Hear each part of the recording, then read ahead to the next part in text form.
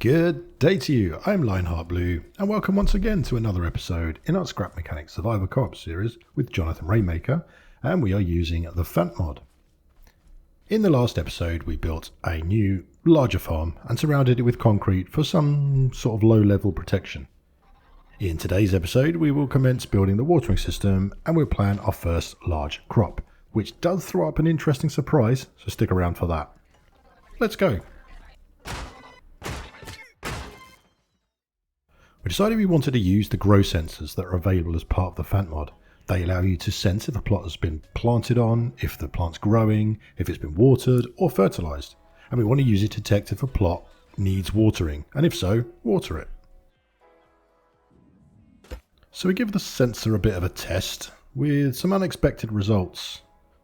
We're not sure what the sensor's sensing, so we connect a light to it, so we have a visual representation of what the sensor's outputting. Is it on when it senses water, or is it off when it senses water? That's what we're trying to work out.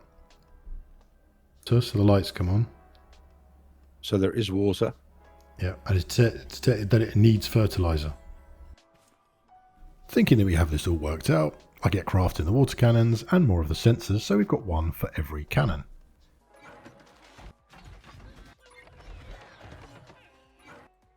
Jonathan gets to work on building a frame which will support the cannons, and we will move it with pistons. To ensure it stays on course, we added a guide rail to either side of the soil plots. A bar in the bottom as well. Just so that we can whack. I added the cannons to the frame, spacing them out to hopefully ensure they are over the centre of each soil plot.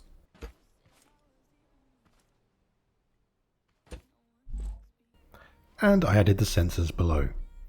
Okay, yeah, we do later realise that this is completely flawed, as the cannons will have passed over the plot by the time the sensor is on it. So we do address this later. Will I go and see if I can make 2 pistons? No, little birdie said that the sensors can actually look through the cannons, so it made sense to move them and place them above the cannons. But there is a limit to the distance the sensors can see at, so we had to lower the cannons as well.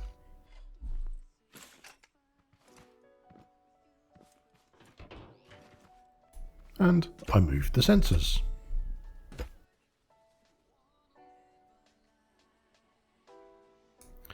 And then we lowered the cannons again, just to be sure. Let's get those sensors as close to the ground as possible.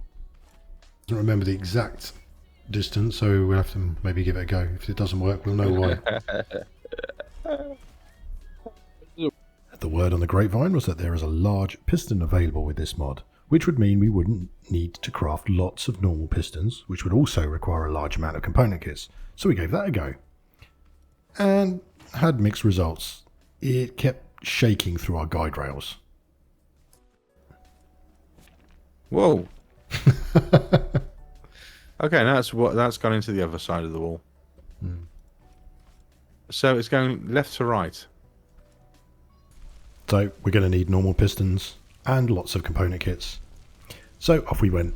And during our kind of scavenger hunt, I think JohnathanRaymaker hit me off a building, killing me, right? What do you think? Did you do it on purpose? Oh no! What? Did you die? And once back from mat gathering, we hook up our magical toilet to suck all the goods from our backpack straight into the chests. Nice and quick. And now we can get to placing our newly crafted standard pistons, and we need quite a few as we have some distance to cover. And obviously, we use the component kits we've gathered to upgrade them.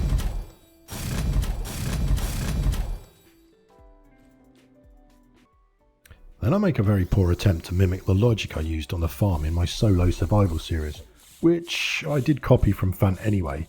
You can see this if I've remembered to link it up there on the right. Go take a look.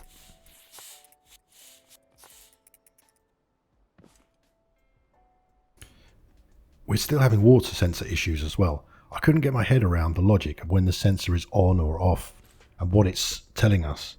But then I find out far too late that it only works if there is a plant there too.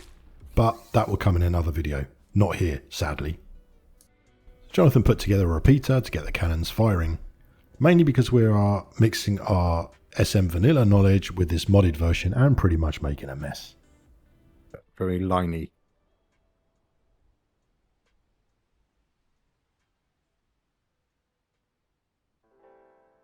I help hook up the cannons, and Jonathan hooks one up to the repeater, and this is what happened.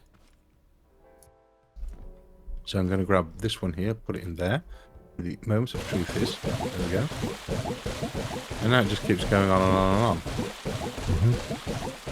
And that's an AND gate. It says both have to be positive. So we tried moving the sensor, in case it was just too far away, and we quickly realised we needed to investigate this more. So I ended up removing all the sensors, and we returned to a more primitive vanilla solution for now.